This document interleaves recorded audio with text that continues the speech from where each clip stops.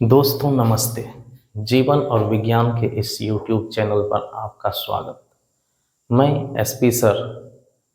कल के क्लास में आप लोगों को कुछ क्वेश्चन दिया था, जिसे आज मैं सबसे पहले सॉल्व करूंगा। इसके बाद फिर आगे का जो टॉपिक है मैं उसको समझाऊंगा, बताऊंगा और फिर उस पर भी क्वेश्चन दूंगा। केवल आपसे यह रिक्वेस्ट है कि आप सभी बच्चे जो भी क्वेश्चन मिलता है उसे देखें, उसे बनाने का कोशिश करें और बना करके उसे आप हमारे कमेंट बॉक्स में उसका आंसर जरूर डालें। जब भी आप आंसर डालें तो नंबर के साथ डालें, क्वेश्चन नंबर के साथ। ओके, तो अब हम लोग चलते हैं आगे की ओर। और कल जो मैंने क्वेश्चन दिया था उस क्वेश्चन को आज सबसे पहले सॉल्व कर लेता हूँ। कल जो मैंने आप लोगों को मासिक चक्र पढ़ाया था, जिसे माहवारी चक्र भी कहा जाता है, साथ ही साथ इसे ऋतुस्राव भी कहा जाता है और भी कुछ नाम से इन्हें बताए थे। देखिए, सबसे पहला क्वेश्चन था मासिक चक्र किसी मानव मादा में कब प्रारंभ होता है। तो मैंने कल के वीडियो में बताया था, कल के क्लास में, कि मासिक चक्र किसी भी मानव स्त्री में किशोरावस्था में प्रारंभ होता है और किशोरावस्था किसी भी स्त्री का 9 से 11 वर्ष का होता है। ओके, तो यदि आपसे पूछा जाए कि किशोरावस्था में क्या परिवर्तन आती है, तो सबसे पहला आप यह कह सकते हैं कि मानव मादा में किशोरावस्था में मासिक चक्र प्रारंभ होता है और यह किशोरावस्था 9 से 11 वर्ष का होता है। 9 से 11 वर्ष में प्रारंभ होता है। अब आगे, अंडाणु का उत्सर्जन मासिक चक्र के किस दिन होता है। तो आप इस क्वेश्चन पे जरा ध्यान देंगे। यदि किसी फीमेल में 28 दिनों का मासिक चक्र है तो इस मासिक चक्र के मध्य में, यानी कि 28 के बीच में, यानी कि इसका मध्य होता है 14th डे, यानी कि 14वें दिन अंडाणु अंडाशय से बाहर निकलेगा। जबकि यदि फीमेल में 30 दिनों का मासिक चक्र है तो इसमें 15वें दिन 15th डे, यानी कि 15वें दिन अंडाणु अंडाशय से बाहर निकलेगा। और यहाँ एक चीज और मैं बताना चाहूंगा, अंडाणु का अंडाशय से बाहर निकलने की जो प्रक्रिया होती है, इस प्रक्रिया को अंडोत्सर्जन कहते हैं और इंग्लिश में उसे ओव्यूलेशन कहा जाता है। ओके, तो इस तरह से एक क्वेश्चन और आपका बन गया कि अंडोत्सर्जन किसे कहते हैं। तो अंडाणु से बाहर निकलने की प्रक्रिया अंडोत्सर्जन कहा जाता है। तो देखिए, यहाँ आपका एक 14th डेज और दूसरा 15th, यानी कि यह 14वें और 15वें दिन दोनों बिल्कुल सही है। ठीक, अब है प्रथम मासिक चक्र को क्या कहते हैं। तो जब इस किशोरावस्था में मासिक चक्र प्रारंभ होता है, सबसे पहला मासिक चक्र होता है, तो इस मासिक चक्र को कहते हैं रजो दर्शन। क्या कहते हैं? रजो दर्शन या मेनार्क कहा जाता है। रजो दर्शन या मेनार्क, याद रखिए। दर्शन क्या है? दर्शन। दर्शन मतलब फर्स्ट टाइम। तो यदि आपको हिंदी में इस तरह का क्वेश्चन मिले रजो दर्शन, तो बिल्कुल आप तुरंत इसका जवाब दे देंगे। अब अगला क्वेश्चन है कि अंतिम मासिक चक्र को क्या कहते हैं। यानी कि जब प्राकृतिक रूप से खुद ब खुद मासिक चक्र बंद हो जाता है, रुक जाता है अपने आप। कब रुकेगा? तो जनन काल के अंत में। और जनन काल का जो अंत होता है वह होता है अंतिम मासिक चक्र। यहां पर ही मैं लिख देता हूं 40 से 50 वर्ष। चलिए, 45 से 50 वर्ष की आयु में मासिक चक्र खुद ब खुद, यानी कि अपने आप रुक जाता है और इस अंतिम मासिक चक्र को यानी कि 40 से 50 वर्ष में जो स्टॉप हो जाता है, रुक जाता है, तो ऐसी स्थिति को कहते हैं मीनोपॉज। क्या कहते हैं? Menopause is correct answer. और इसे हिंदी में रजोनोवृत्ति भी कहते हैं। इसका हिंदी यहां लिखा हुआ था इसलिए मैंने यहां नहीं लिखा। अब कहा जा रहा है मासिक चक्र का रुकना सूचित करता है। तो जब मासिक चक्र रुकेगा, मैं कल की क्लास में बताया था कि मासिक चक्र रुकने का मतलब है कि वह फीमेल प्रेग्नेंट हो चुकी है, मतलब गर्भवती हो चुकी है, उसमें निषेचन की प्रक्रिया हो गई है। और निषेचन कब होगा? जब शुक्राणु अंडाणु से मिलेगा। लेकिन इसके अतिरिक्त थकावट, खराब स्वास्थ्य यानी कि पहले से वह बीमार हो, या तीसरा गर्भधारण यानी कि प्रेगनेंसी, ये 3 ऑप्शन इसमें। और यहाँ आपका लास्ट है सभी, तो आपका यह ऑप्शन भी बिल्कुल सही है, यानी कि यह तीनों ऑप्शन होगा, थकावट, खराब स्वास्थ्य, गर्भधारण। यहाँ मैंने 3 ऑप्शन डाल दिया। इसमें से यदि आपको कोई भी एक पूछा जाएगा तो आप बड़ी आसानी से जवाब दे सकते हैं कि यस सर, मासिक चक्र का रुकना थकावट के कारण भी रुक सकता है, खराब स्वास्थ्य के कारण भी रुक सकता है, और जब गर्भधारण होगा तो भी रुक सकता है। चलिए अब आगे है मासिक चक्र कितने दिनों का होता है। तो हम लोग तो पहले से ही जान रहे हैं कि मासिक चक्र जब मानव मादा में होगा तो मानव मादा में या तो 28 दिन का होगा या तो 30 दिन का, यानी कि 28 भी सही है और 30 भी सही है। तो इस प्रकार डी नंबर में आपका दिया हुआ है ए एवं बी दोनों, तो ऑप्शन से हम लोग जाएंगे तो यह बिल्कुल सही है। इसके अलावे मंकी, एप, चिंपैंजी, देखिए इसके अलावे monkey, app, chimpanzee, CHIMPANZ, chimpanzee, इसमें भी मासिक चक्र होता है, लेकिन इसमें 35 से 40 दिनों का होता है। Okay, 35 days. इतना क्वेश्चन में आपको कोई दिक्कत नहीं हुआ? बहुत बढ़िया से समझ चुके हैं।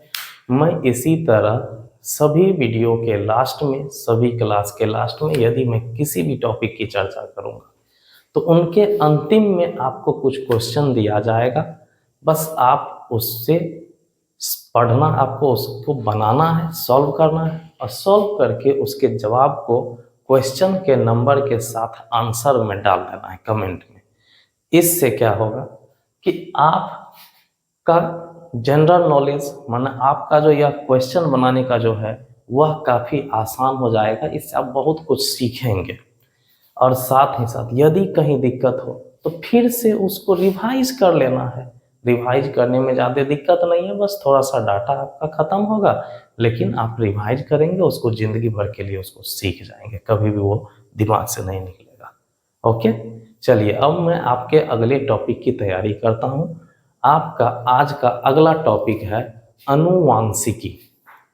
अनुवांशिकी, जिसमें कि आपको मुख्यतः मेनली आपको पढ़ाया जाएगा मेंडल्स लॉ, यानी कि मेंडल के बारे में थोड़ा कुछ चर्चा करेंगे, फिर उसके नियम के बारे में चर्चा करेंगे, और फिर वह 2 मोनोहाइब्रिड क्रॉस एवं डायहाइब्रिड क्रॉस, यानी कि 2 चीज़ के बारे में बताए थे, उसके बारे में भी चर्चा करेंगे। फिर मेंडल इस मोनोहाइब्रिड और डायहाइब्रिड क्रॉस के ऊपर जो कुछ नियम को दिए, प्रतिपादित किए, तो उस नियम के बारे में भी आपको बताया जाएगा। तो आप बने रहिए मेरे साथ इस वीडियो में। यह है जेनेटिक्स। जेनेटिक्स का हिंदी होता है अनुवांशिकी। अनुवांशिकी, अनुवांशिकी। इस वांशिकी का मतलब वंश, और वंश का मतलब खानदान। वंश मतलब क्या होता है? खानदान। पीढ़ी क्या होता है? यानी कि दादा, परदादा, परदादा से दादा, दादा से पिताजी, पिताजी से हम लोग। ठीक है, तो इस प्रकार जो यह एक क्रम चलता आ रहा है, इसे कहते हैं वंश। क्या कहते हैं इसे? वंश कहते हैं। और इसी में एक शब्द और है अणु।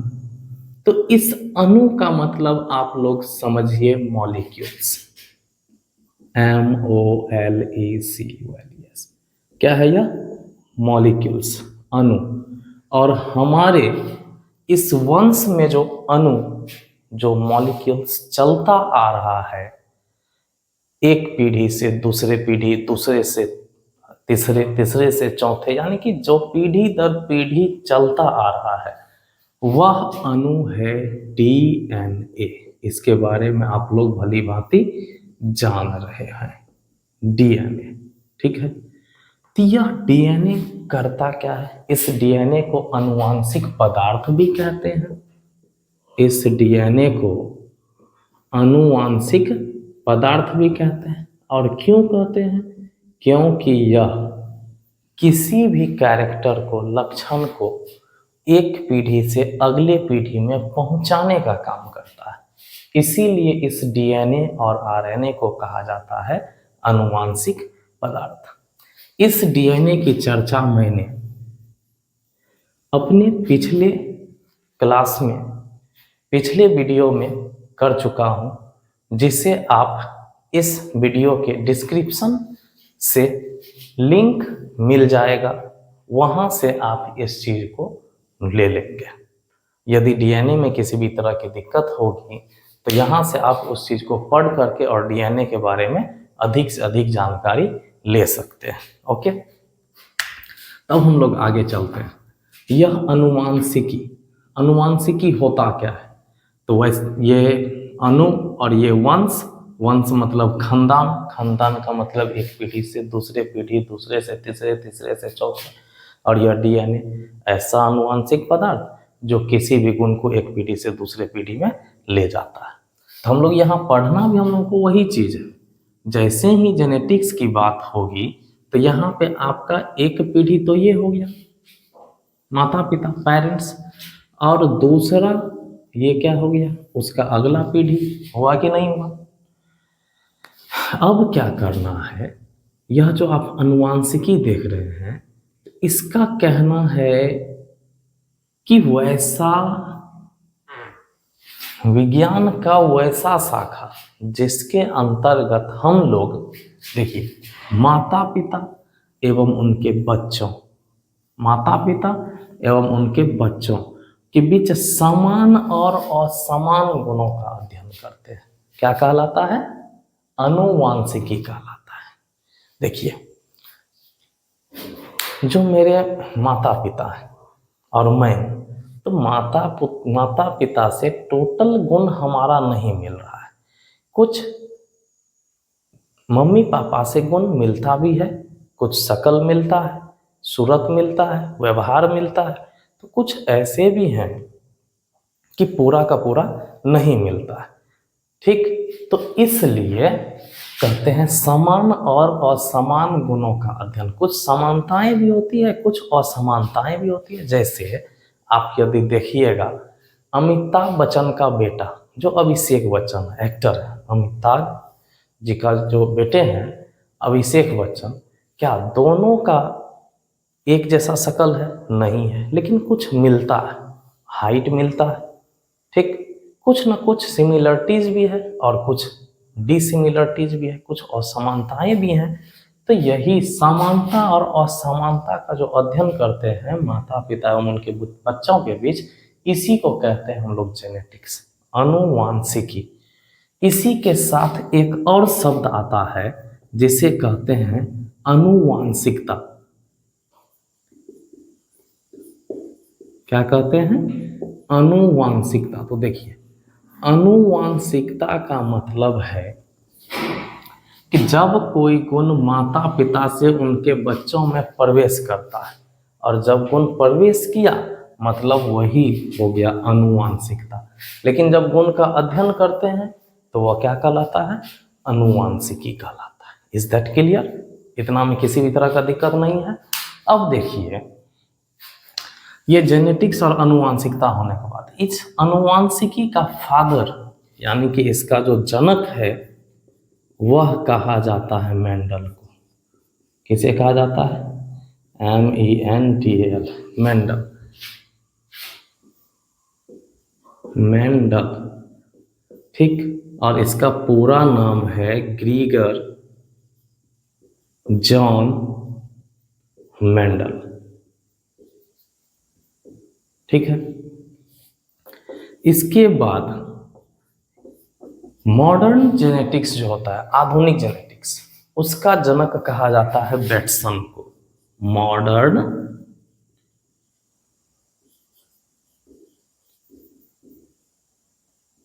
के जेनेटिक्स, मॉडर्न जेनेटिक्स के फादर को कहा जाता है बेटसन, बेटसन, ठीक है। ये दो चीज आप याद रखिएगा। अभी मैं आपको चार चीज बताया, एक है जेनेटिक्स, दूसरा हेरिडिटी, तीसरा जेनेटिक्स के फादर मेंडल, ग्रीगर जॉन मेंडल, इसके बाद मॉडर्न जेनेटिक्स के फादर बेटसन। इतने बातों में कोई भी दिक्कत नहीं।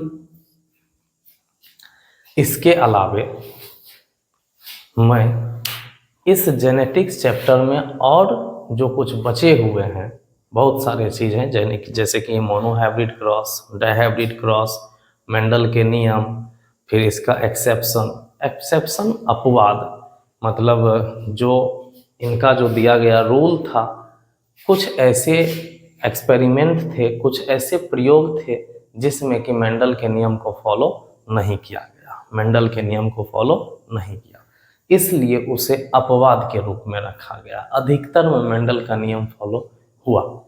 तो उन सभी चीज़ों को मैं अपने अगली क्लास में, अगले वीडियो में आप लोगों को थैंक यू। अब आप इस वीडियो को लाइक करेंगे, हमारे चैनल को सब्सक्राइब करेंगे, शेयर करेंगे, ठीक है। तब तक के लिए बहुत बहुत थैंक यू, बाय।